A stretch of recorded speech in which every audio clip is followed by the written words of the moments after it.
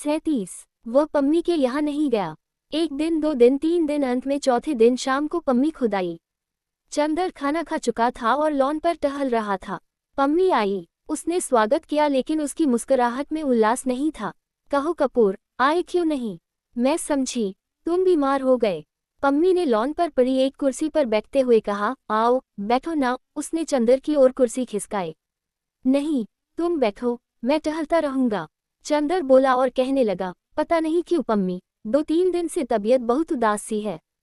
तुम्हारे यहाँ आने को तबीयत नहीं हुई? क्यों, क्या हुआ? पम्मी ने पूछा और चंदर का हाथ पकड़ लिया। चंदर पम्मी की कुर्सी के पीछे खड़ा हो गया। पम्मी ने चंदर के दोनों हाथ पककर अपने गले में डाल लिए और अपना सिर चंदर से टिकाकर उसकी ओर देखने लगी। चंदर चुप था। न उसने पम्मी के गाल थपथपाए, न हाथ दबाया, न अलके बिखेरे और न निगाहों में नशा ही बिखेरा। औरत अपने प्रति आने वाले प्यार और आकर्षण को समझने में चाहे एक बार भूल कर जाए, लेकिन वह अपने प्रति आने वाली उदासी और उपेक्षा को पहचानने में कभी भूल नहीं करती। वह होठों पर होठों के स्पर्शों की गूढ़तम अर्थ समझ सकती है। वह आपके स्पर्श में आपकी नसों से चलती हुई भावना पहचान सकती है। वह आपके वक्ष से सिर टिकाकर आपके दिल की धड़कनों की भाषा समझ सकती है।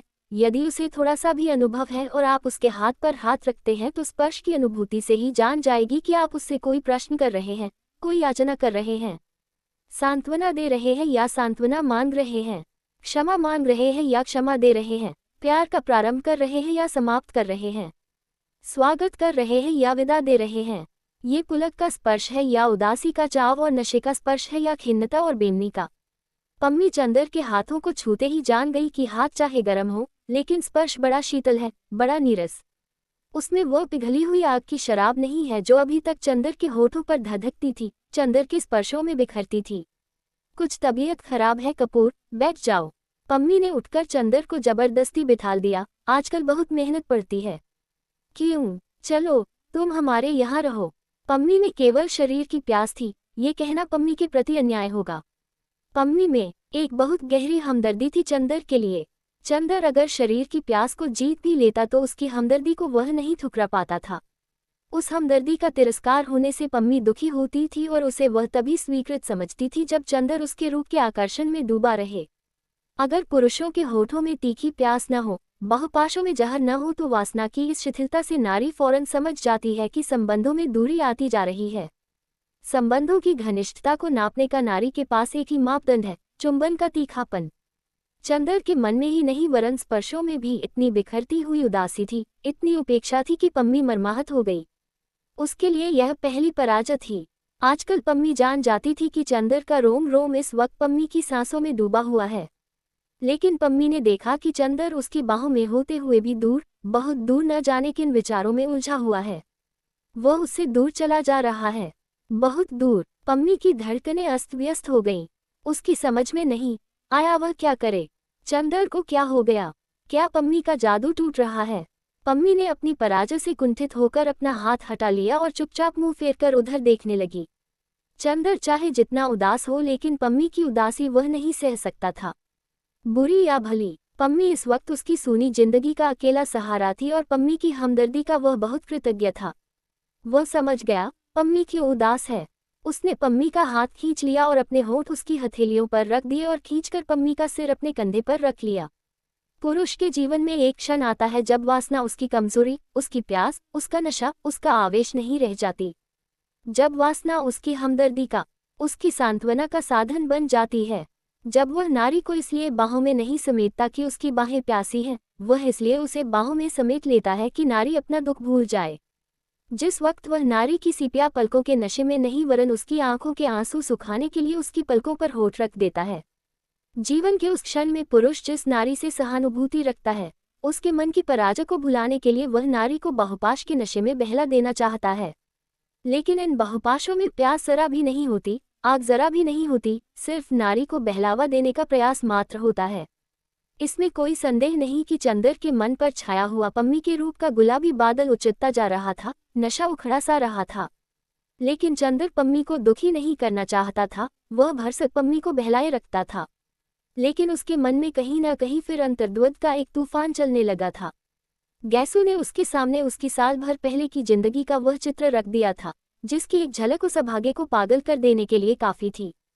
चंदर जैसे तैसे मन को पत्थर बनाकर, अपनी आत्मा को रूप की शराब में डुबोकर, अपने विश्वासों में छलकर उसको भुला पाया था, उसे जीता पाया था। लेकिन गैसू ने और गैसू की बातों ने जैसे उसके मन में मूर्छित पड़ी अभिशाप की छाया में फिर प्राण प्रतिष्ठा कर दी थी, और आधी रात के सन्नाटे में फिर चंदर को सुनाई देता था कि उसके मन में कोई काली छाया बार बार सिसकने लगती है, और चंदर के हृदय से टकराकर वह रुदन बार बार कहता था, देवता, तुमने मेरी हत्या कर डाली, मेरी हत्या, जिसे तुमने स्वर्ग और ईश्वर से बढ़कर माना था।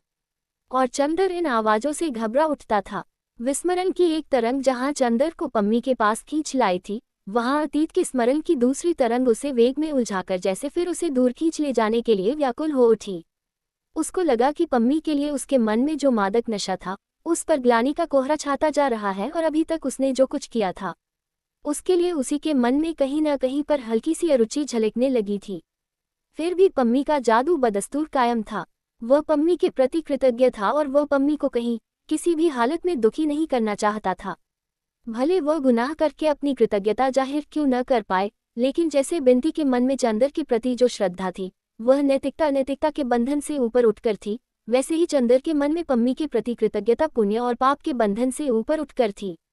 बिंती ने एक दिन चंदर से कहा था कि यदि वह चंदर को असंतुष्ट करती है तो वह उसे इतना बड़ा गुनाह लगता है कि उसके सामने उसे किसी भी पाप पुण्य की परवाह नहीं है। उसी तरह चंदर सोचता था कि संभव है कि उसका और पम्मी का ये संबंध पापमय हो, लेकिन इस संबंध को तोड़कर पम्मी को असंतुष्ट और दुखी करना इतना बड़ा पाप होगा जो अक्षम्य है। लेकिन वह नशा टूट चुका था, वह सांस धीमी पड़ गई थी।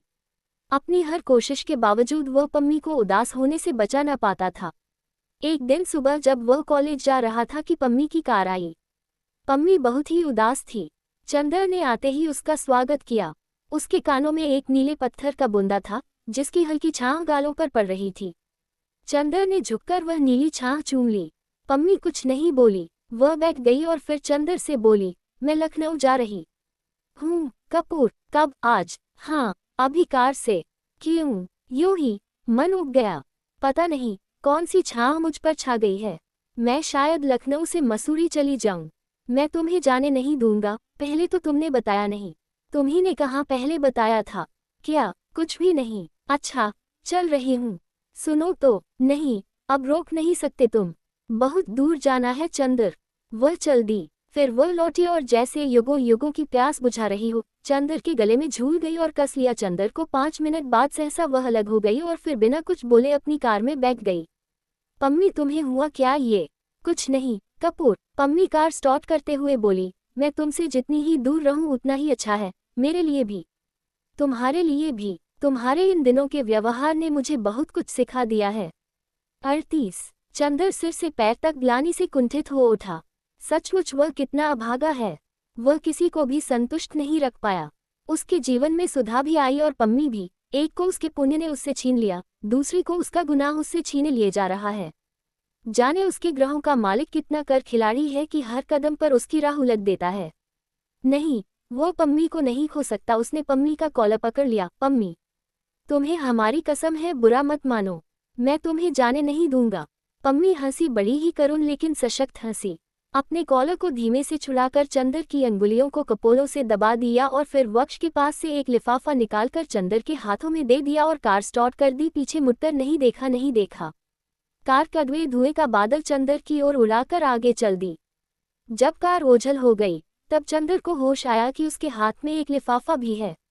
उसने सोचा फौरन कार लेकर जाए और पम्मी को रोक ले। फिर सोचा पहले पर तो ले, ये है क्या चीज। उसने लिफाफा खोला और पढ़ने लगा। कपूर, एक दिन तुम्हारी आवाज और बटी की चीख सुनकर अपूर्ण वेश में ही अपने श्रृंगार गृह से भाग आई थी और तुम्हें फूलों के बीच में पाया था। आज तुम्हारी आवाज मेरे लिए मूक हो गई है और असंतोष और उदासी के कांटों के बीच में तुम्हें छोड़कर जा रही हूँ इसलिए कि अब तुम्हें मेरी जरूरत नहीं रही। झूठ क्यों बोलूं? अब क्या, कभी भी तुम्हें मेरी जरूरत नहीं रही थी, लेकिन मैंने हमेशा तुम्हारा दुरुपयोग किया। झूठ क्यों बोले? तुम मेरे पति से भी अधिक समीप रहे हो। तुमसे कुछ छिपाऊंगी नहीं। मैं तुमसे मिली थी जब मैं एकाकी थी, उदास थी। लगता था कि उस समय तुम मेरी सुनसान दुनिया में रोशनी के देवदूत की तरह आए थे। तुम उस समय बहुत भोले, बहुत सुकुमार, बहुत ही पवित्र थे। मेरे मन में उस दिन तुम्हारे लिए जाने कितना प्यार उमड़ आया। मैं पागल हो उठी। मैंने तुम्हें उस दिन सेलामी की कहानी सुनाई थी, सिनेमा घर में। उस अभागिन सेलामी की तरह मैं भी पैगंबर को चूमने के लिए व्याकुल हो उठी। देखा, तुम पवित्रता को प्यार करते हो।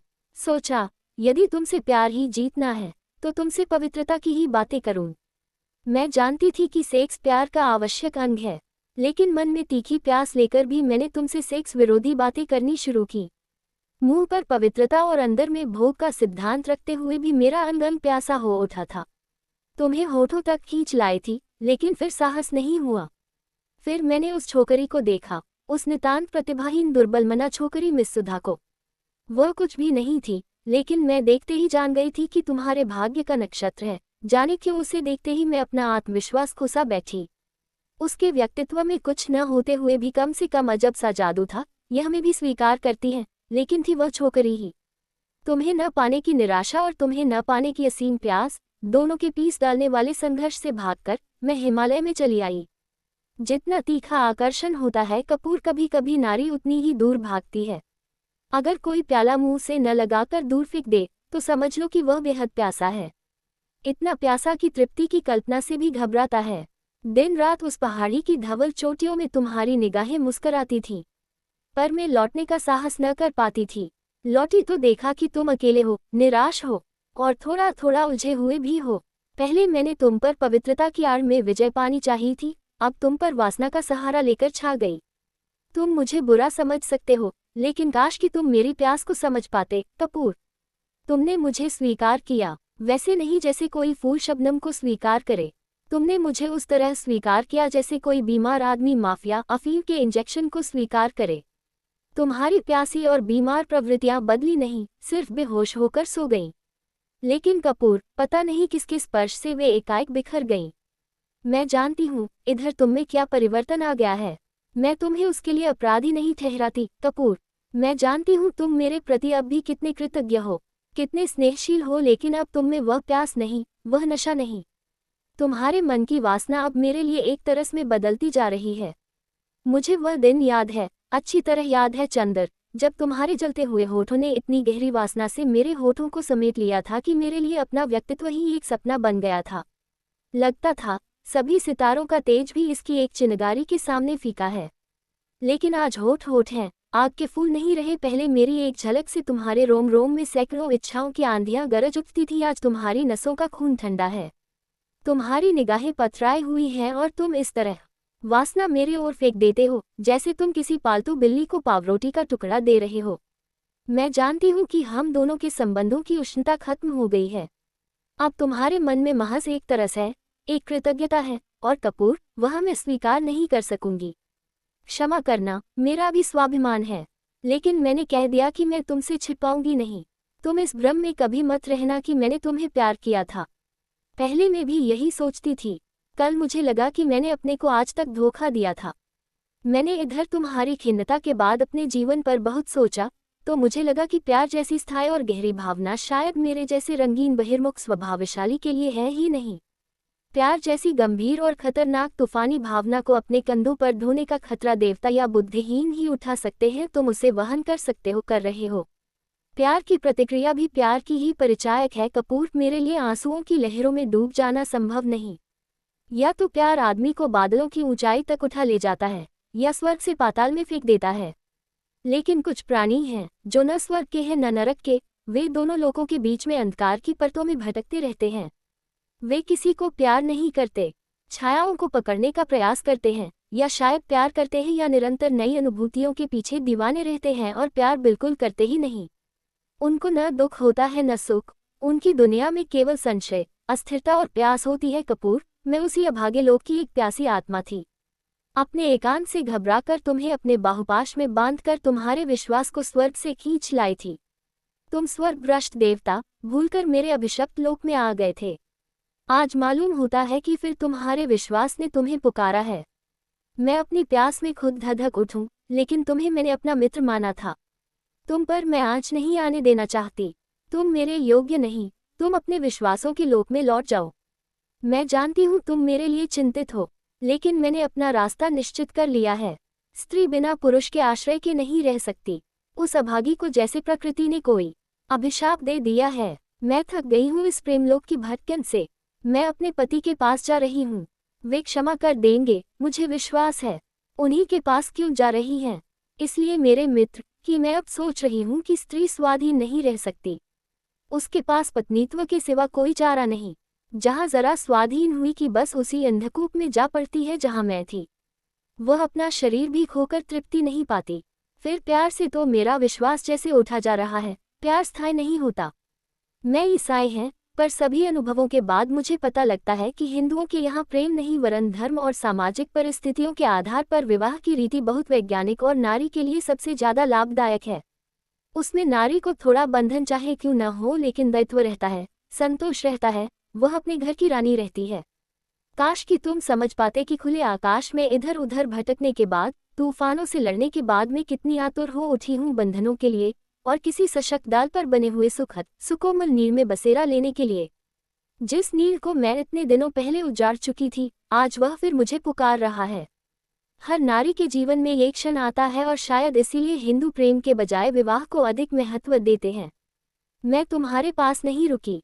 मैं जानती थी कि हम दोनों के संबंधों में प्रारंभ से इतनी विचित्रताएं थीं कि हम दोनों का संबंध स्थायी नहीं रह सकता था। फिर भी जिन क्षणों में हम दोनों एक ही तूफान में फंस गए थे, वे क्षण मेरे लिए अमूल्य निधि रहेंगे। तुम बुरा न मानना, मैं तुमसे जरा भी नाराज नहीं हूँ। मैं न अपने को गुनहगार मानती हूँ, न तुम्हें। फिर भी अगर तुम मेरी सलाह मान सको तो मान लेना। किसी अच्छी सी सीधी सादी हिंदू लड़की से अपना विवाह कर लेना। किसी बहुत बौद्धिक लड़की जो तुम्हें प्यार करने का दम भरती हो, उसके फंदे में न फंसना कपूर। मैं उम्र और अनुभव दोनों में तुमसे बड़ी हूँ। विवाह में भावना या आकर्षण अक्सर जहर बिखेर देता है। ब्याह करने के बाद एक आध महीने के लिए अपनी पत्नी सहित मेरे पास जरूर आना कपूर। मैं उसे देखकर वह संतोष पा लूंगी जो हमारी सभ्यता ने हम अभागों से छीन लिया है। अभी मैं साल भर तक तुमसे नहीं मिलूंगी। मुझे तुमसे अब भी डर लगता है, लेकिन इस बीच में तुम बटी का ख्याल रखना। कभी कभी उसे देख लेना। रुपये की कमी तो उसे न होगी। बीवी भी उसे ऐसी मिल गई है जिसने उसे ठीक कर दिया है।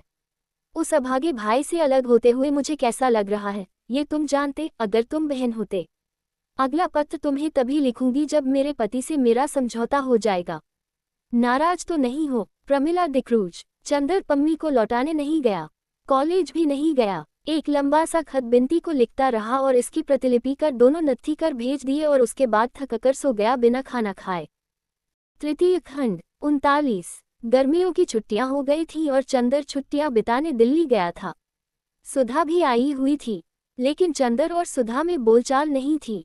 एक दिन शाम के वक्त डॉक्टर साहब ने चंदर से कहा, चंदर, सुधा इधर बहुत अनमनी रहती है, जाओ इसे कहीं घुमा लाओ।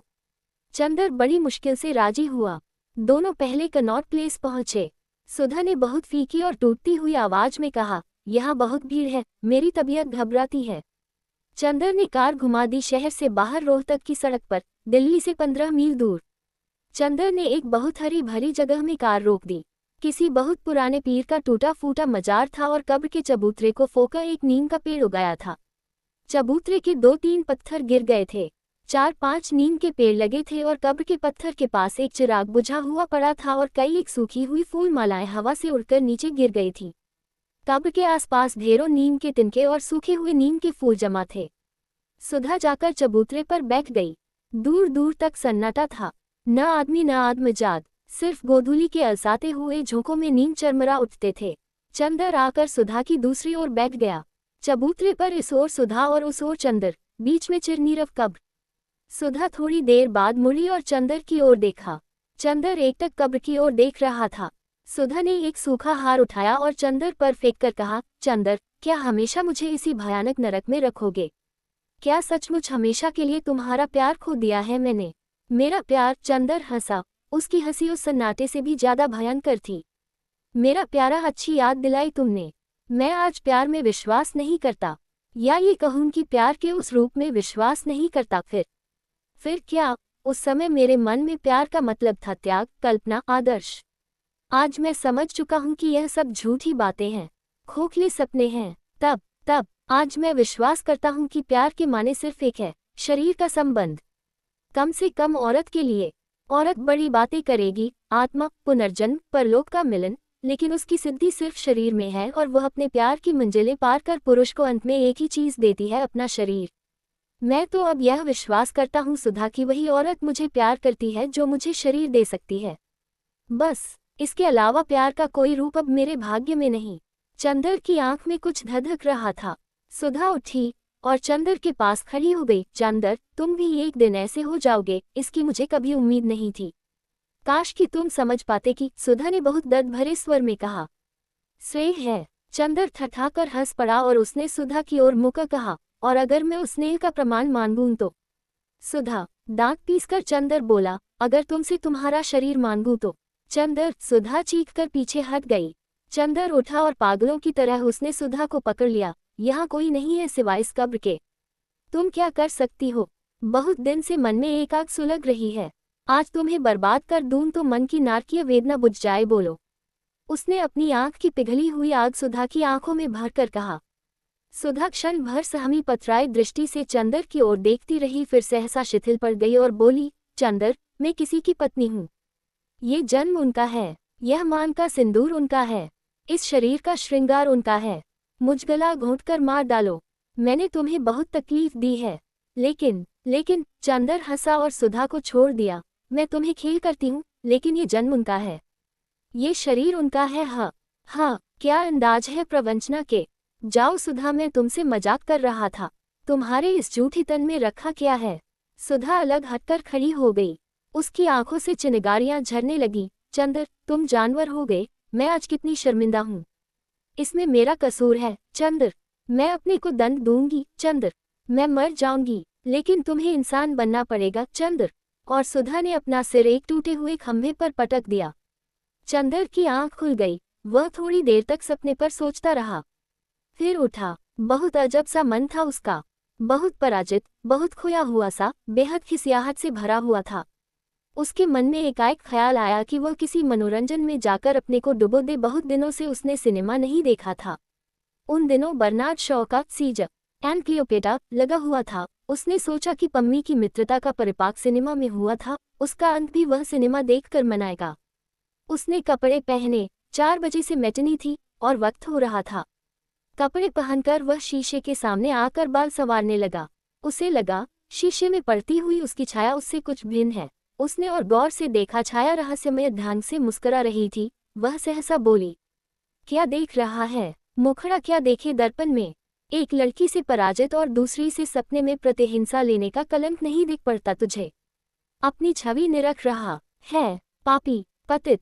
कमरे की दीवारों ने दोहराया, पापी, पतित। चंदर तड़प उठा, पागल सा हो उठा। कंधा फेंककर बोला, कौन है पापी? मैं हूँ पापी, मैं हूँ पतित। मुझे तुम नहीं समझते। मैं चिर पवित्र हूँ, मुझे कोई नहीं जानता, कोई नहीं जानता। हाँ, प्रतिबिंब हंसा, मैं तुम्हारी नस नस जानता हूँ। तुम वही हो न जिसने आज से 1.5 साल पहले सपना देखा सुधा के हाथ से लेकर अमृत बांटने का, दुनिया को नया संदेश देकर पैगंबर बनने का। नया संदेश, खूब नया संदेश दिया मसीहा पम्मी। बिनती, सुधा, कुछ और छोकरियां बटोर ले। चरित्रहीन, मैंने किसी को नहीं बटोरा जो मेरी जिंदगी में आया, अपने आप आया। जो चला गया उसे मैंने रोका नहीं। मेरे मन में कहीं भी अहम की प्यास नहीं थी, कभी भी स्वार्थ नहीं था। क्या मैं चाहता तो सुधा को अपने एक इशारे से अपनी बाहों में नहीं बांध सकता था? शाबाश। और नहीं बांध पाए तो सुधा से भी जी भरकर बदला निकाल रहा है। वह मर रही है और तू उस पर नमक छिड़कने से बाज नहीं आया। और आज तो उसे एकांत में भ्रष्ट करने का सपना देख अपनी पलकों को देव मंदिर की तरह पवित्र बना लिया तूने। कितनी उन्नति की है तेरी आत्मा ने। इधर आ, तेरा हाथ चूम लूं। चुप रहो, पराजय की इस वेला में कोई भी व्यंग्य करने से बाज नहीं आता। मैं पागल हो जाऊंगा, और अभी क्या पागलों से कम है तू, अहंकारी पशु। तू बटी से भी गया गुजरा है। बटी पागल था, लेकिन पागल कुत्तों की तरह काटना नहीं जानता था। तू काटना भी जानता है और अपने भयानक पागलपन को साधना और त्याग भी साबित करता रहता है। दम भी, बस करो, अब तुम सीमा लांघ रहे हो। चंदर ने मुट्ठियां कसकर जवाब दिया। क्यों गुस्सा हो गए मेरे दोस्त? अहंवादी इतने बड़े हो और अपनी तस्वीर देखकर नाराज होते हो। आओ तुम्हें आहिस्ते से समझाऊं। अभागे, तू कहता है तूने स्वार्थ नहीं किया। विकलांग देवता, वही स्वार्थी है जो अपने से ऊपर नहीं उठ पाता। तेरे लिए अपनी एक सांस भी दूसरे के मन के तूफान से भी ज्यादा महत्वपूर्ण रही है। तूने अपने मन की उपेक्षा के पीछे सुधा को भट्टी में झोंक दिया। पम्मी के अस्वस्थ मन को पहचानकर भी उसके रूप का उपभोग करने में नहीं हिचका। बिनती को प्यार न करते हुए भी बिनती को तूने स्वीकार किया, फिर सबों का तिरस्कार करता गया और कहता है तू स्वार्थी नहीं। बटी पागल हो लेकिन स्वार्थी नहीं है। ठहरो, गालियां मत दो, मुझे समझाओ ना कि मेरे जीवन दर्शन में कहाँ पर गलती रही है। गालियों से मेरा कोई समझौता नहीं। अच्छा, समझो। देखो, मैं यह नहीं कहता कि तुम ईमानदार नहीं हो, तुम शक्तिशाली नहीं हो, लेकिन तुम अंतर्मुखी रहे, घोर व्यक्तिवादी रहे, अहंकारग्रस्त रहे। अपने मन की विकृतियों को भी तुमने अपनी ताकत समझने की कोशिश की। कोई भी जीवन दर्शन सफल नहीं होता अगर उसमें बाह्य यथार्थ और व्यापक सत्य धूप छां की तरह न मिला हो। मैं मानता हूं कि तूने सुधा के साथ ऊंचाई निभाए, लेकिन अगर तेरे व्यक्तित्व को, तेरे मन को जरा सी ठेस पहुंचती तो तू गुमराह हो गया होता। तूने सुधा के स्नेह का निषेध कर दिया। तूने बिनती की श्रद्धा का तिरस्कार किया। तूने पम्मी की पवित्रता भ्रष्ट की और इसे अपनी साधना समझता है। तू याद कर, कहाँ था तू 1 वर्ष पहले और अब कहाँ है। चंदर ने बड़ी कातरता से प्रतिबिंब की ओर देखा और बोला, मैं जानता हूँ, मैं गुमराह हूँ लेकिन बेईमान नहीं। तुम मुझे क्यों धिक्कार रहे हो? तुम कोई रास्ता बता दो न, एक बार उसे भी आजमा लूं। 02.us.archive.org। जोड़, रास्ता बताऊं। जो रास्ता तुमने एक बार बनाया था, उसी पर तुम मजबूत रह पाए। फिर क्या एक के बाद दूसरे रास्ते पर चहलदमी करना चाहते हो? देखो कपूर, ध्यान से सुनो। तुमसे शायद किसी ने कभी कहा था, शायद बटी ने कहा था कि आदमी तभी तक बड़ा रहता है जब तक वह निषेध करता चलता है। पता नहीं किस मानसिक आवेश में एक के बाद दूसरे तत्व का विध्वंस और विनाश करता चलता है। हर चट्टान को उखाड़ फेंकता रहता है और तुमने यही जीवन दर्शन अपना लिया था, भूल से या अपने अनजाने में ही। तुम्हारी आत्मा में एक शक्ति थी, एक तूफान था, लेकिन ये लक्ष्य भ्रष्ट था। तुम्हारी जिंदगी में लहरें उठने लगी लेकिन गहराई नहीं। और याद रखो चंदर, सत्य उसे मिलता है जिसकी आत्मा शांत और गहरी होती है, समुद्र की गहराई की तरह।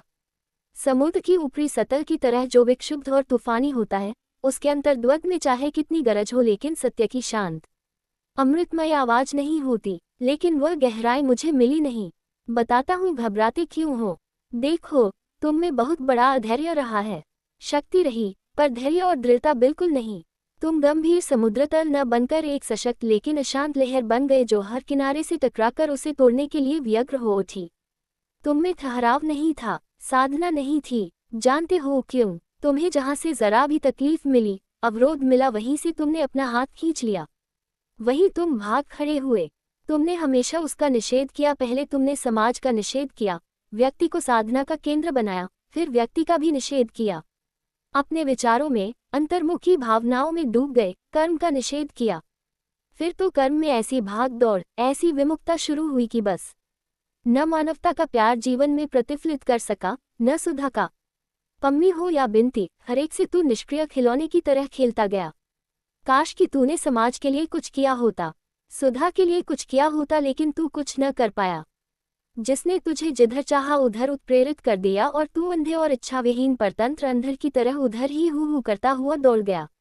माना मैंने कि समाज के आधार पर बने जीवन दर्शन में कुछ कमियां हैं, लेकिन अंशतः ही उसे स्वीकार कर कुछ काम करता। माना कि सुधा के प्यार से तुझे तकलीफ हुई, पर उसकी महत्ता के ही आधार पर तू कुछ निर्माण कर ले जाता। लेकिन तू तो जरा से अवरोध के बहाने संपूर्ण का निषेध करता गया।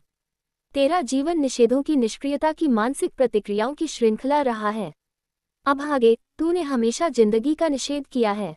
दुनिया को स्वीकार करता, यथार्थ को स्वीकार करता, जिंदगी को स्वीकार करता और उसके आधार पर अपने मन को, अपने मन के प्यार को, अपने जीवन को संतुलित करता, आगे बढ़ता। लेकिन तूने अपनी मन की गंगा को व्यक्ति की छोटी सी सीमा में बांध लिया, उसे एक पोखरा बना दिया। पानी सड़ गया, उसमें गंध आने लगी। सुधा के प्यार की सीपी जिसमें सत्य और सफलता का मोती बन सकता था, वह मर गई और रुके हुए पानी में विकृति और वासना के कीड़े कुलबुलाने लगे। शाबाश, क्या अमृत पाया है तूने। धन्य है अमृत पुत्र। बस करो, ये व्यंग्य में नहीं सह सकता। मैं क्या करता, कैसी लाचारी का स्वर है। 6 असफल पैगंबर। साधना यथार्थ को स्वीकार करके चलती है, उसका निषेध करके नहीं।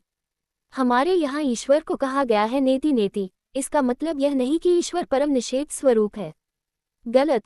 नेति में न तो केवल एक वर्ण है, इति 2 वर्ण हैं। एक निषेध तो कम से कम 2 स्वीकृतियां। इसी अनुपात में कल्पना और यथार्थ का समन्वय क्यों नहीं किया तूने? मैं नहीं समझ पाता, ये दर्शन मेरी समझ में नहीं आता। देखो, इसको ऐसे समझो। घबराओ मत। कैलाश ने अगर नारी के व्यक्तित्व को नहीं समझा, सुधा की पवित्रता को तिरस्कृत किया, लेकिन उसने समाज के लिए कुछ तो किया। गैसू ने अपने विवाह का निषेध किया, लेकिन अख्तर के प्रति अपने प्यार का निषेध तो नहीं किया। अपने व्यक्तित्व का निर्माण किया, अपने चरित्र का निर्माण किया। यानी गैस, एक लड़की से तुम हार गए। छह, लेकिन मैं कितना थक गया था, ये तो सोचो। मन को कितनी ऊंची नीची घाटियों से, मौत से भी भयानक रास्तों से गुजरने में, और कोई होता तो मर गया होगा। मैं जिंदा तो हूँ। वाह, क्या जिंदगी है। तो क्या करूँ? ये रास्ता छोड़ दूँ, ये व्यक्तित्व तोड़ डालूं? फिर वही निषेध और विध्वंस की बातें। छह, देखो, चलने को तो गाड़ी का बैल भी रास्ते पर चलता है, लेकिन सैकड़ों मील चलने के बाद भी वह गाड़ी का बैल ही बना रहता है। क्या तुम गाड़ी के बैल बनना चाहते हो? नहीं कपूर, आदमी जिंदगी का सफर तय करता है। राह की ठोकरें और मुसीबतें उसके व्यक्तित्व को पुख्ता बनाती चलती हैं, उसकी आत्मा को परिपक्व बनाती चलती हैं। क्या तुम में परिपक्वता आई? नहीं, मैं जानता हूँ। तुम अब मेरा भी निषेध करना चाहते हो, तुम मेरी आवाज को भी चुप करना चाहते हो। आत्मप्रवंचना तो तेरा पेशा हो गया है। कितना खतरनाक है तू। अब तू मेरा भी तिरस्कार करना चाहता है। और छाया धीरे धीरे एक वह बिंद बनकर अदृश्य हो गई। चंदर चुपचाप शीशे के सामने खड़ा रहा। फिर वह सिनेमा नहीं गया। 40। चंदर सहसा बहुत शांत हो गया, एक ऐसे भोले बच्चे की तरह जिसने अपराध कम किया, जिससे नुकसान ज्यादा हो गया था और जिस पर डांट बहुत पड़ी थी। अपने अपराध की चेतना से वह बोल भी नहीं पाता था। अपना सारा दुख अपने ऊपर उतार लेना चाहता था। वहां एक ऐसा सन्नाटा था जो न किसी को आने के लिए आमंत्रित कर सकता था, न किसी को जाने से रोक सकता था। वह एक ऐसा मैदान था जिस पर की सारी पगडंडियां तक मिट गई हों, एक ऐसी डाल थी जिस पर के सारे फूल झड़ गए हों, सारे घोंसले उजड़ गए हों। मन में उसके असीम कुंठा और वेदना थी। ऐसा था कि कोई उसके घाव छू ले तो वह आंसुओं में बिखर पड़े। वह चाहता था वह सबसे क्षमा मांग ले, बिंती से, पम्मी से, सुधा से, और फिर हमेशा के लिए उनकी दुनिया से चला जाए। कितना दुख दिया था उसने सबको। इसी मन स्थिति में एक दिन गैसू ने उसे बुलाया। वह गया। गैसू की अम्मीजान तो सामने आई, पर गैसू ने पर्दे में से ही बातें की। गैसू ने बताया कि सुधा का खत आया है कि वह जल्दी ही आएगी गैसू से मिलने। गैसू को बहुत ताज्जुब हुआ कि चंदर के पास कोई खबर क्यों नहीं आई। चंदर जब घर पहुंचा तो कैलाश का एक खत मिला। प्रिय चंदर, बहुत दिन से तुम्हारा कोई खत नहीं आया, न मेरे पास न इनके पास। क्या नाराज हो हम दोनों से? अच्छा तो लो, तुम्हें एक खुशखबरी सुना दूं। मैं सांस्कृतिक मिशन में शायद ऑस्ट्रेलिया जाऊं। डॉक्टर साहब ने कोशिश कर दी है। आधा रुपया मेरा, आधा सरकार का। तुम्हें भला क्या फुर्सत मिलेगी यहाँ आने की? मैं ही इन्हें लेकर 2 रोज के लिए आऊंगा। इनकी कोई मुसलमान सखी है वहाँ, उससे ये भी मिलना चाहती हैं। हमारी खातिर का इंतजाम रखना, मैं 11 मई को सुबह की गाड़ी से पहुंचूंगा। तुम्हारा कैलाश। सुधा के आने के पहले चंदर ने घर की ओर नजर दौड़ाई। सिवा ड्राइंग रूम और लॉन के सचमुच बाकी घर इतना गंदा पड़ा था कि गैसू सच ही कह रही थी कि जैसे घर में प्रेत रहते हों। आदमी चाहे जितना सफाई पसंद और सुरुचिपूर्ण क्यों न हो, लेकिन औरत के हाथ में जाने क्या जादू है कि वह घर को छूकर ही चमका देती है। औरत के बिना घर की व्यवस्था संभल ही नहीं सकती। सुधा और बिंती कोई भी नहीं थी और 3 ही महीने में बंगले का रूप बिगड़ गया था। उसने सारा बंगला साफ कराया। हालांकि 2 ही दिन के लिए सुधा और कैलाश आ रहे थे, लेकिन उसने इस तरह बंगले की सफाई कराई जैसे कोई नया समारोह हो। सुधा का कमरा बहुत सजा दिया था और सुधा की छत पर 2 पलंग डलवा दिए थे। लेकिन इन सब इंतजामों के पीछे उतनी ही निष्क्रिय भावहीनता थी जैसे कि वह एक होटल का मैनेजर हो और 2 आगंतुकों का इंतजाम कर रहा हो। बस मानसून के दिनों में अगर कभी किसी ने गौर किया हो तो बारिश होने के पहले ही हवा में एक नमी, पत्तियों पर एक हरियाली और मन में एक उमंग सी छा जाती है। आसमान का रंग बतला देता है कि बादल छाने वाले हैं, बूंदें रिमझिमाने वाली हैं। जब बादल बहुत नजदीक आ जाते हैं, बूंदें पड़ने के पहले ही दूर पर गिरती हुई बूंदों की आवाज वातावरण पर छा जाती है, जिसे ध्रुवा कहते हैं। ज्यों-ज्यों सुधा के आने का दिन नजदीक आ रहा था, चंदर के मन में हवाएं करवटें बदलने लग गई थी। मन में उदास सुनसान में ध्रुवा उमड़ने घुमड़ने लगा था। मन उदास सुनसान आकुल प्रतीक्षा में बेचैन हो उठा था। चंदर अपने को समझ नहीं पा रहा था। नसों में एक अजीब सी घबराहट मचलने लगी थी, जिसका वह विश्लेषण नहीं करना चाहता था। उसका व्यक्तित्व अब पता नहीं क्यों कुछ भयभीत सा था। इम्तिहान खत्म हो रहे थे, और जब मन की बेचैनी बहुत बढ़ जाती थी तो परीक्षकों की आदत के मुताबिक वह कापियां जांचने बैठ जाता था। जिस समय परीक्षकों के घर में पारिवारिक कलह हो, मन में अंतर्द्वंद्व हो या दिमाग में फितूर हो, उस समय उन्हें कॉपियां जांचने से अच्छा शरणस्थल नहीं मिलता। अपने जीवन की परीक्षा में फेल हो जाने की खींच उतारने के लिए लड़कों को फेल करने के अलावा कोई अच्छा रास्ता ही नहीं है। चंदर जब बेहद दुखी होता तो वह कॉपियां जांचता। जिस दिन सुबह सुधा आ रही थी, उस रात को तो चंदर का मन बिल्कुल बेकाबू सा हो गया।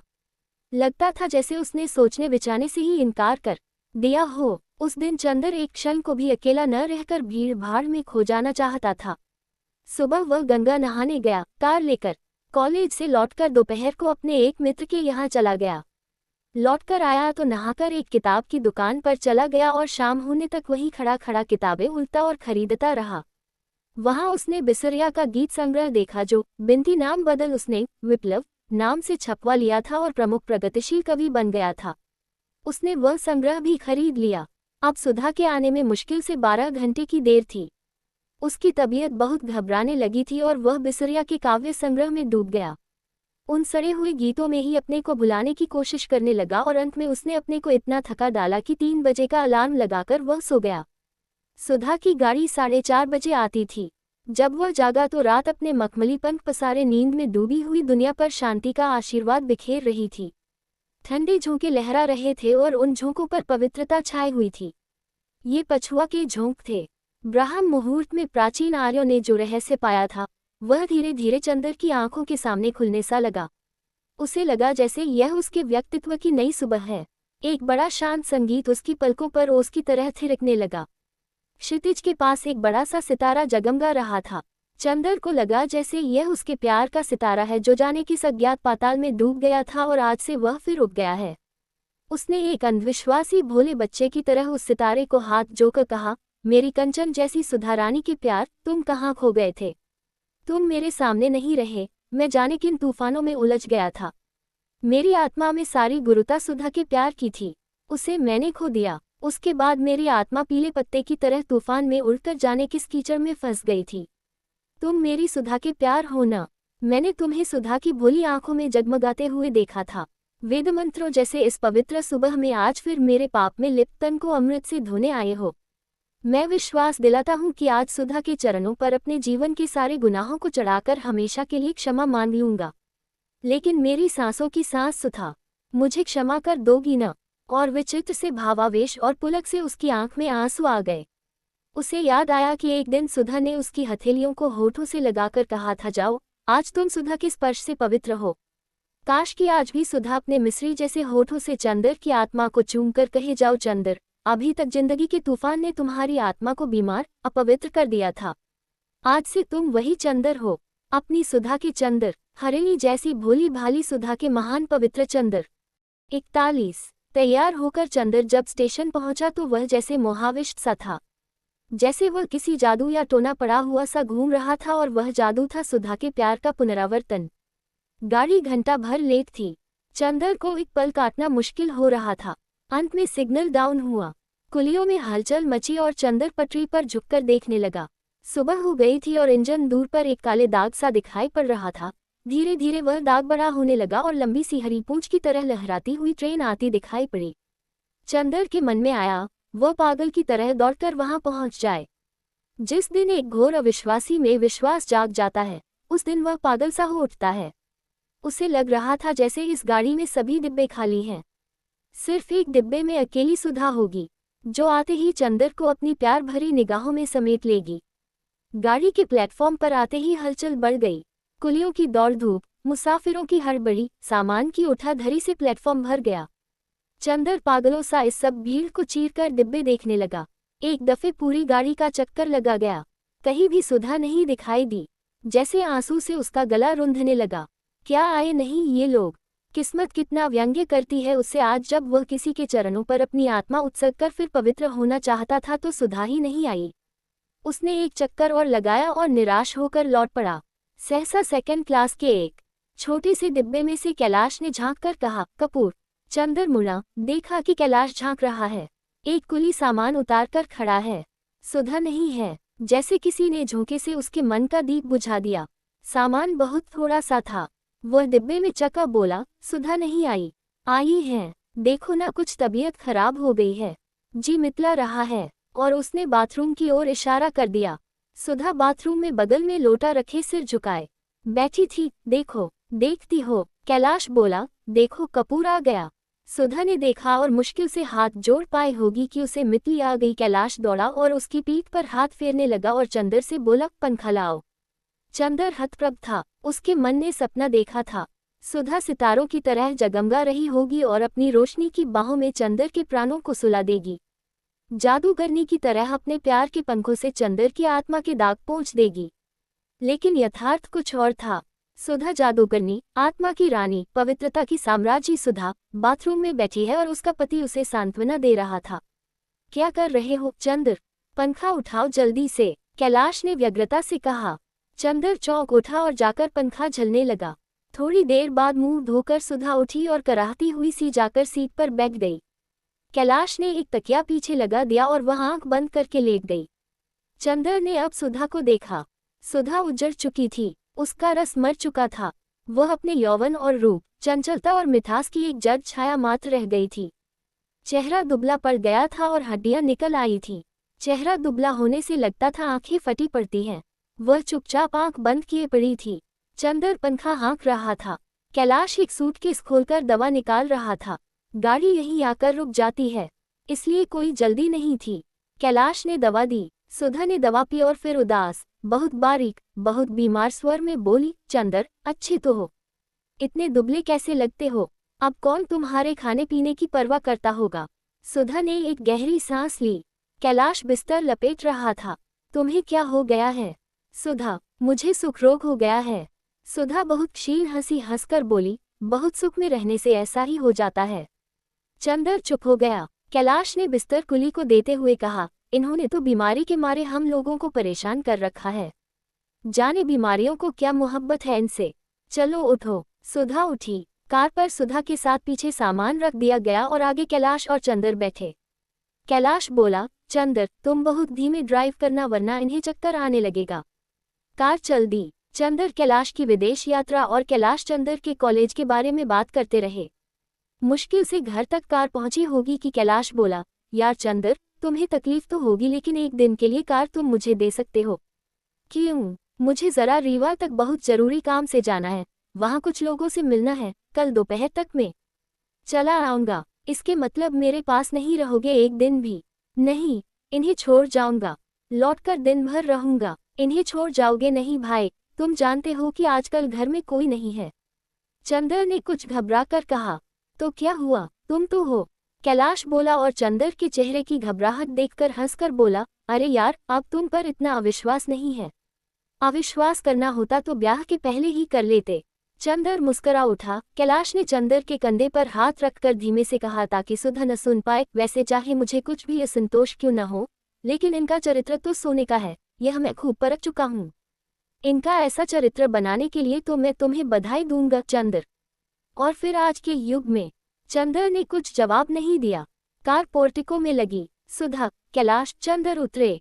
माली और नौकर दौड़ आए। सुधा ने उन सबसे उनका हाल पूछा।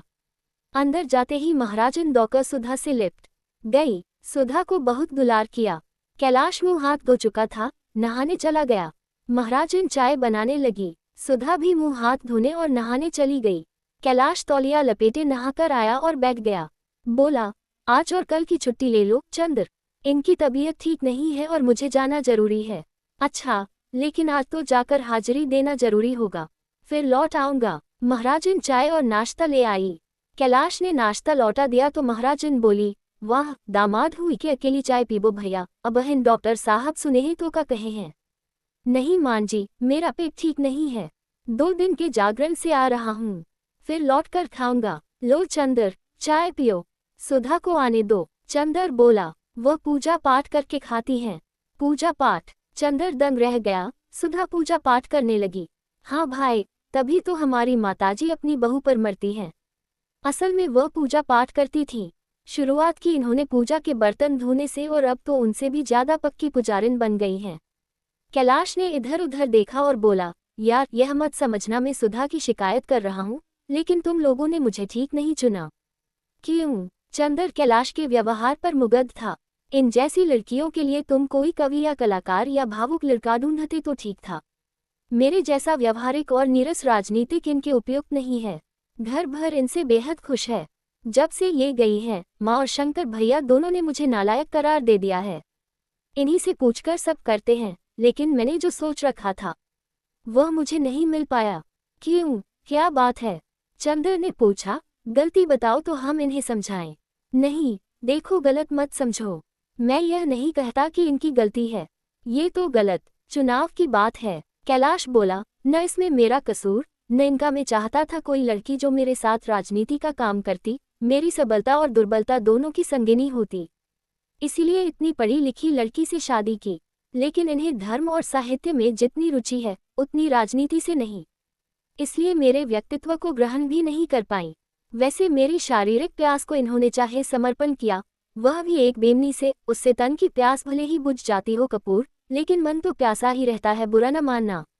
मैं बहुत स्पष्ट बातें करता हूँ, तुमसे छिपाना क्या। और स्वास्थ्य के मामले में ये इतनी लापरवाह है कि मैं बहुत दुखी रहता हूँ। इतने में सुधा नहाकर आती हुई दिख पड़ी। कैलाश चुप हो गया। सुधा की ओर देखकर बोला, मेरी अटैची भी ठीक कर दो। मैं अभी चला जाऊं वरना दोपहर में तपना होगा। सुधा चली गई। सुधा के जाते ही कैलाश बोला, भरसक मैं इन्हें दुखी नहीं होने देता। हाँ, अक्सर ये दुखी हो जाती हैं, लेकिन मैं क्या करूं, यह मेरी मजबूरी है। वैसे मैं इन्हें भरसक सुखी रखने का प्रयास करता हूं और ये भी जायज नाजायज हर इच्छा के सामने झुक जाती हैं, लेकिन इनके दिल में मेरे लिए कोई जगह नहीं है, वह जो एक पत्नी के मन में होती है। लेकिन खैर, जिंदगी चलती जा रही है, अब तो जैसे हो निभाना ही है। इतने में सुधा आई और बोली, देखिए अटैची सवार दी है, आप ही देख लीजिए। कैलाश उठकर चला गया। चंदर बैठा बैठा सोचने लगा, कैलाश कितना अच्छा है, कितना साफ और स्वच्छ दिल का है, लेकिन सुधा ने अपने को किस तरह मिटा डाला।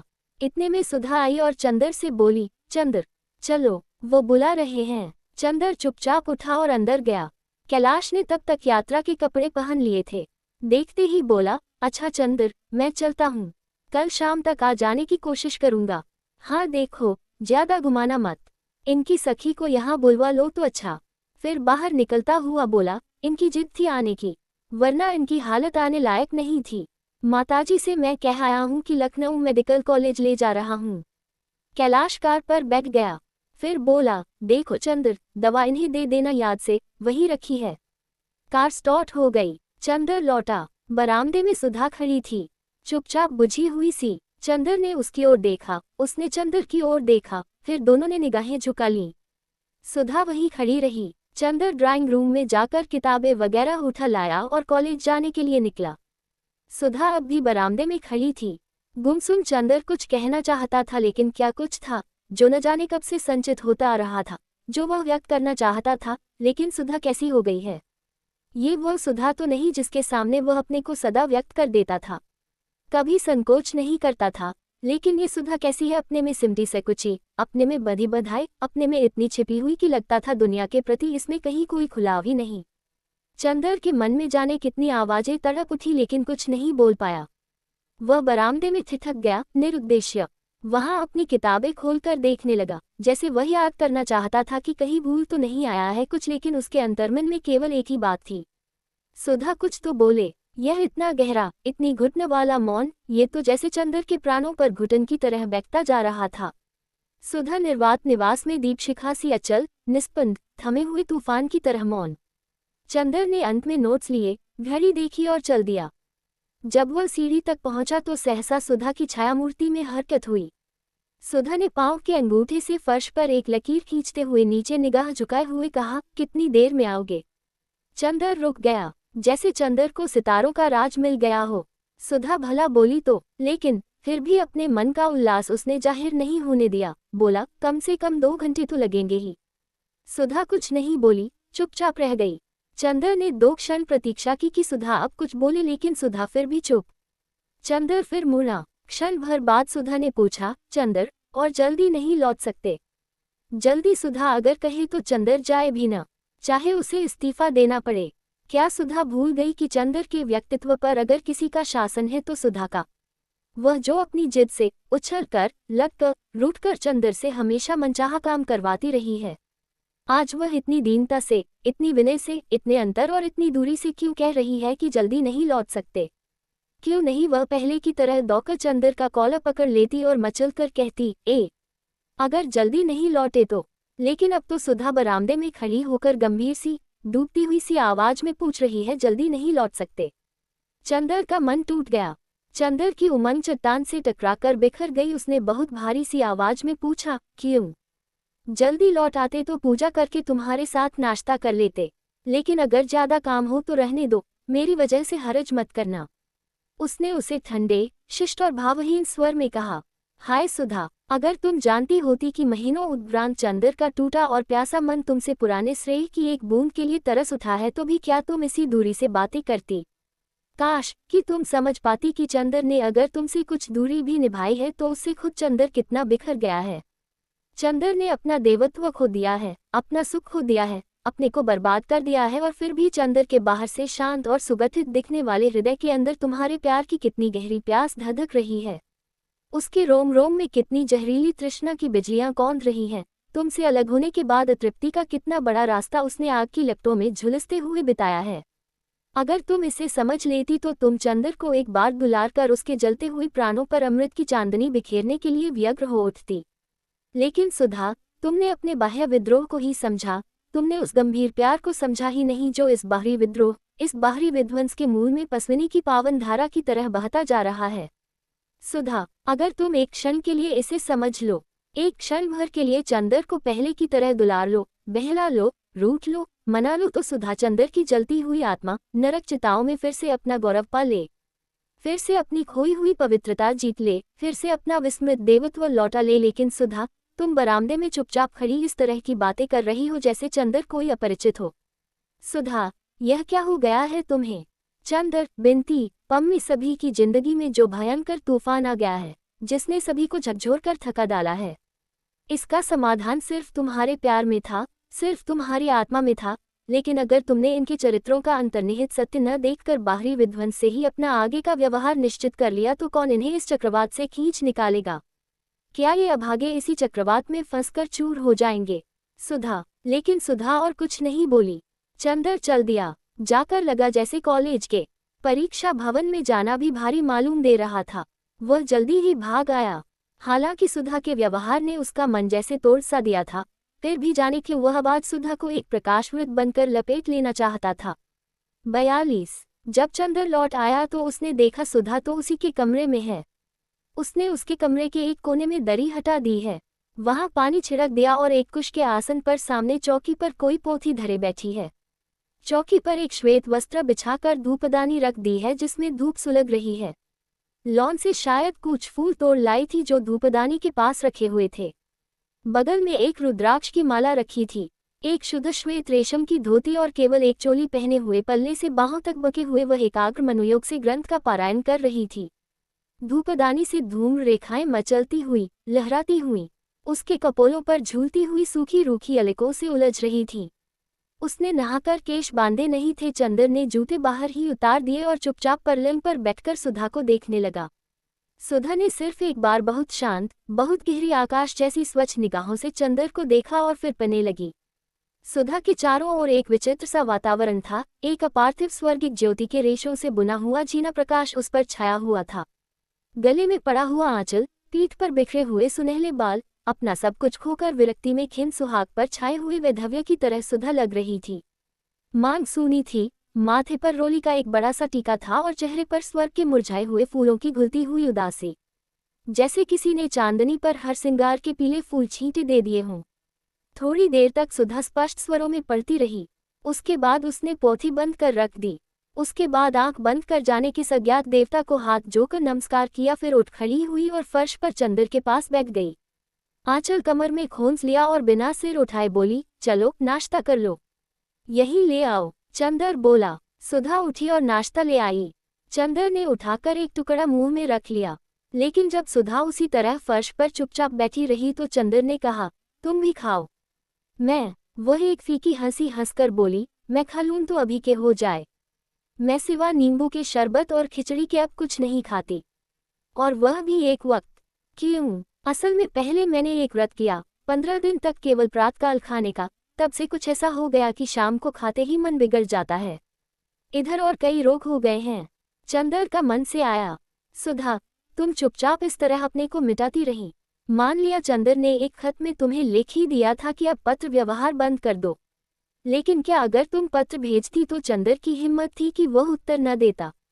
अगर तुम समझ पाती कि चंदर के मन में कितना दुख है। चंदर चाहता था कि सुधा की गोद में अपने मन की सभी बातें बिखेर दे, लेकिन सुधा कहे, कुछ शिकायत करे तो चंदर अपनी सफाई दे, लेकिन सुधा तो है कि शिकायत ही नहीं करती, सफाई देने का मौका ही नहीं देती। ये देवत्व की मूर्ति सी पथरीली सुधा, ये चंदर की सुधा तो नहीं। चंदर का मन बहुत भर आया। उसके सैधे गले से पूछा, सुधा, तुम बहुत बदल गई हो। खैर, और तो जो कुछ है उसके लिए अब मैं क्या कहूँ, लेकिन अपनी तंदुरुस्ती बिगाड़ कर क्यों तुम मुझे दुख दे रही हो? अब यूँ भी मेरी जिंदगी में क्या रहा है, लेकिन एक ही संतोष था कि तुम सुखी हो। लेकिन तुमने मुझसे वह सहारा छीन लिया। पूजा किसकी करती हो? पूजा कहाँ? पाठ करती हूँ चंदर, गीता का और भागवत का, कभी कभी सूरसागर का। पूजा अब भला किसकी करूँगी? मुझ जैसी अभागिनी की पूजा भला स्वीकार कौन करेगा? तब यह एक वक्त का भोजन क्यों? ये तो प्रायश्चित है। चंदर, सुधा ने एक गहरी सांस लेकर कहा। प्रायश्चित? चंदर ने अचरज से कहा। हाँ, प्रायश्चित। सुधा ने अपने पांव के बिछियों को धोती के छोर से रगड़ते हुए कहा। हिंदू गृह तो एक ऐसा जेल होता है जहाँ कैदी को उपवास करके प्राण छोड़ने की भी इजाजत नहीं रहती, अगर धर्म का बहाना न हो। धर्म के बहाने उपवास करके कुछ सुख मिल जाता है। एक क्षण आता है कि आदमी प्यार से विद्रोह कर चुका है, अपने जीवन की प्रेरणा मूर्ति की गोद से बहुत दिन तक निर्वासित रह चुका है। उसका मन पागल हो उठता है फिर से प्यार करने को, बेहद प्यार करने को, अपने मन का दुलार फूलों की तरह बिखरा देने को। आज विद्रोह का तूफान उतर जाने के बाद अपनी उजड़ी हुई जिंदगी में बीमार सुधा को पाकर चंदर का मन तड़प उठा। सुधा की पीठ पर लहराती हुई सूखी अलके हाथ में ले ली। उन्हें गूंथने का असफल प्रयास करते हुए बोला, सुधा, ये तो सच है कि मैंने तुम्हारे मन को बहुत दुखाया है, लेकिन तुम तो हमारी हर बात को, हमारे हर क्रोध को क्षमा करती रही हो। इस बात का तुम इतना बुरा मान गई? किस बात का, चंदर? सुधा ने चंदर की ओर देखकर कहा, मैं किस बात का बुरा मान गई? किस बात का प्रायश्चित कर रही हो तुम, इस तरह अपने को मिटाकर? प्रायश्चित तो मैं अपनी दुर्बलता का कर रही हूँ चंदर। दुर्बलता? चंदर ने सुधा की अलकों को घटाओं की तरह छिटका कर कहा। दुर्बलता? चंदर, तुम्हें ध्यान होगा, एक दिन हम लोगों ने निश्चय किया था कि हमारे प्यार की कसौटी यह रहेगी चंदर, दूर रहकर भी हम लोग ऊंचे उठेंगे, पवित्र रहेंगे। दूर हो जाने के बाद चंदर, तुम्हारा प्यार तो मुझमें एक दृढ़ आत्मा और विश्वास भरता रहा, उसी के सहारे में अपने जीवन के तूफानों को पार कर ले गई। लेकिन पता नहीं मेरे प्यार में कौन सी दुर्बलता रही कि तुम उसे ग्रहण नहीं कर पाए। मैं तुमसे कुछ नहीं कहती, मगर अपने मन में कितनी कुंठित हूं कि कह नहीं सकती। पता नहीं दूसरा जन्म होता है या नहीं, लेकिन इस जन्म में तुम्हें पाकर तुम्हारे चरणों पर अपने को न चढ़ा पाए, तुम्हें अपने मन की पूजा में यकीन न दिला पाए, इससे बढ़कर और दुर्भाग्य क्या होगा? मैं अपने व्यक्तित्व को कितना गर्हित, कितना छिछला समझने लगी हूँ चंदर। चंदर ने नाश्ता खिसका दिया, अपनी आंख में झलकते हुए आंसू को छिपाते हुए चुपचाप बैठ गया। नाश्ता कर लो चंदर, इस तरह तुम्हें अपने पास बिठाकर खिलाने का सुख अब कहाँ नसीब होगा। लो, और सुधा ने अपने हाथ से उसे एक नमकीन सेब खिला दिया।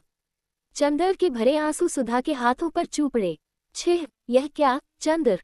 कुछ नहीं। चंदर ने आंसू पोंछ डाले। इतने में महाराजन आई और सुधा से बोली, बिटिया रानी, ले भी नानखटाए हम कल्हे से बनाए के रख दिया रहा कि तो के खिलाइबे। अच्छा, हम भी महाराजन इतने दिन से तुम्हारे हाथ का खाने के लिए तरस गए, तुम चलो हमारे साथ। हिया चंदर भैया की कौन देखी, अब बिटिया इन्हों के ब्याह कर देव तो हम चली तोहरे साथ। सुधा हंस पड़ी। चंदर चुपचाप बैठा रहा। महाराजन खिचड़ी डालने चली गई। सुधा ने चुपचाप नानखटाई की तश्तरी उठाकर एक और रख दी। चंदर चुप, अब क्या बात करे? पहले वह दोनों घंटों क्या बात करते थे, उसे बड़ा ताज्जुब हुआ। इस वक्त कोई बात ही नहीं सूझती है। पहले जाने कितना वक्त गुजर जाता था, दोनों की बातों का खात्मा ही नहीं होता था। सुधा भी चुप थी। थोड़ी देर बाद चंदर बोला, सुधी, तुम सचमुच पूजा पाठ में विश्वास रखती हो? क्यों, करती तो हूँ चंदर। हाँ, मूर्ति जरूर नहीं पूजती, पर कृष्ण को जरूर पूजती हूँ। अब सभी सहारे टूट गए, तुमने भी मुझे छोड़ दिया। तब मुझे गीता और रामायण में बहुत संतोष मिला। पहले मैं खुद ताज्जुब करती थी कि औरतें इतना पूजा पाठ क्यों करती हैं। फिर मैंने सोचा हिंदू नारी इतनी असहाय होती है, उसे पति से, पुत्र से, सभी से इतना लांछन, अपमान और तिरस्कार मिलता है कि पूजा पाठ न हो तो पशु बन जाए। पूजा पाठ ही ने हिंदू नारी का चरित्र अभी तक इतना ऊंचा रखा है। मैं तो समझता हूँ यह अपने को भुलावा देना है।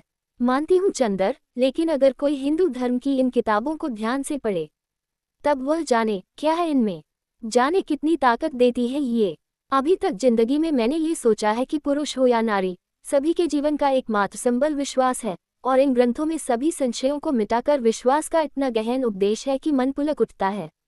मैं तुमसे कुछ नहीं छिपाती चंदर, जब बिनती के ब्याह में तुमने मेरा पत्र लौटा दिया तो मैं तड़प उठी। एक अविश्वास मेरी नस नस में गुंथ गया। मैंने समझ लिया कि तुम्हारी सारी बातें झूठी थीं। एक जाने कैसी आग मुझे हरदम झुलसाती रहती थी। मेरा स्वभाव बहुत बिगड़ गया था। मुझे हरेक से नफरत हो गई थी, हरेक पर झल्ला उठती थी। किसी बात में मुझे चैन नहीं मिलता था। धीरे धीरे मैंने इन किताबों को पढ़ना शुरू किया। मुझे लगने लगा कि शांति धीरे धीरे मेरी आत्मा पर उतर रही है। मुझे लगा कि यह सभी ग्रंथ पुकार पुकार कर कह रहे हैं संशयात्मा विनश्यति। धीरे धीरे मैंने इन बातों को अपने जीवन पर घटाना शुरू किया, तो मैंने देखा कि सारी भक्ति की किताबें और उनका दर्शन बड़ा मनोहर रूपक है। चंद्र, कृष्ण प्यार के देवता हैं। वंशी की ध्वनि विश्वास की पुकार है। धीरे धीरे तुम्हारे प्रति मेरे मन में जगा हुआ अविश्वास मिट गया। मैंने कहा, तुम मुझसे अलग ही कहाँ हो, मैं तो तुम्हारी आत्मा का एक टुकड़ा हूँ जो एक जन्म के लिए अलग हो गई, लेकिन हमेशा तुम्हारे चारों ओर चंद्रमा की तरह चक्कर लगाती रहूंगी। जिस दिन मैंने पढ़ा सर्वधर्मान परित्यज्य मामेकम शरणं व्रज अहं त्वा सर्वपापेभ्यो मोक्षयिष्यामि मा शुचः, तो मुझे लगा कि तुम्हारा खोया हुआ प्यार मुझे पुकार कर कह रहा है मेरी शरण में चले आओ, और सिवा तुम्हारे प्यार के मेरा भगवान और है ही क्या। उसके बाद से चंदर, मेरे मन में विश्वास और प्रेम झलक आया, अपने जीवन की परिधि में आने वाले हर व्यक्ति के लिए।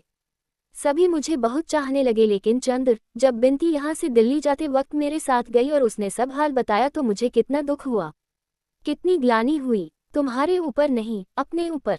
बातें भावनात्मक स्तर से उठकर बौद्धिक स्तर पर आ चुकी थीं। चंद्र फौरन बोला, सुधा, ग्लानि की तो कोई बात नहीं, कम से कम मैंने जो कुछ किया है उस पर मुझे जरा सी भी शर्म नहीं।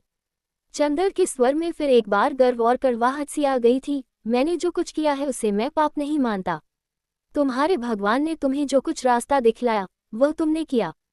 मेरे भगवान ने जो रास्ता मुझे दिखलाया वह मैंने किया। तुम जानती ही हो मेरी जिंदगी की पवित्रता तुम थी। तुम्हारी भोली निष्पाप सांसें मेरे सभी गुनाह, मेरी सभी कमजोरियां सुलाती रही हैं। जिस दिन तुम मेरी जिंदगी से चली गई, कुछ दिन तक मैंने अपने को संभाला। इसके बाद मेरी आत्मा का कण कण द्रोह कर उठा। मैंने कहा, स्वर्ग के मालिक साफ साफ सुनो, तुमने मेरी जिंदगी की पवित्रता को छीन लिया है। मैं तुम्हारे स्वर्ग में वासना की आग धधका कर उसे नरक से बदतर बना दूंगा। और मैंने होठों के किनारे चुंबन की लपटें सुलगानी शुरू कर दी। धीरे धीरे महाश्मशान के सन्नाटे में करोड़ों वासना की लपटें जहरीले सांपों की तरह फुफकारने लगीं। मेरे मन को इसमें बहुत संतोष मिला, बहुत शांति मिली, यहाँ तक कि बिनती के लिए मैं अपने मन की सारी कटुता भूल गया। मैं कैसे कह दूं कि यह सब गुनाह था। सुधा, अगर ठीक से देखो, गंभीरता से समझो तो जो कुछ तुम्हारे लिए मेरे मन में था, उसी की प्रतिक्रिया वह है जो मेरे मन में पम्मी के लिए है। तुम्हारा दुलार और पम्मी की वासना दोनों एक सिक्के के दो पहलू हैं। अपने पहलू को सही और दूसरे पहलू को गलत क्यों कहती हो? देवता की आरती में जलता हुआ दीपक पवित्र है और उससे निकला हुआ धुआं अपवित्र। दीप शिखा नैतिक है और धूम रेखा अनैतिक। ग्लानि किस बात की? सुधा, चंद्र ने बहुत आवेश में कहा। छह, चंद्र, तुम मुझे समझे नहीं। मैं नैतिक अनैतिक की बात ही नहीं करती। मेरे भगवान ने, मेरे प्यार ने मुझे अब उस दुनिया में पहुंचा दिया है जो नैतिक अनैतिक से उठकर है। तुमने अपने भगवान से विद्रोह किया, लेकिन उन्होंने तुम्हारी बात पर कोई फैसला भी तो दिया होता। वे इतने दयालु हैं कि कभी मानव के कार्यों पर फैसला ही नहीं देते। दंड तो दूर की बात, वे तो केवल आदमी को समझाकर, उसकी कमजोरियां समझकर उसे क्षमा करने और उसे प्यार करने की बात कहते हैं। चंद्र, वहां नैतिकता अनैतिकता का प्रश्न ही नहीं। तब ये ग्लानि किस बात की तुम्हें? चंद्र ने पूछा। ग्लानि तो मुझे अपने पर थी। चंद्र, रहा तुम्हारा पम्मी से संबंध तो मैं बिनती की तरह नहीं सोचती, इतना विश्वास रखो। मेरी पाप और पुण्य की तराजू ही दूसरी है।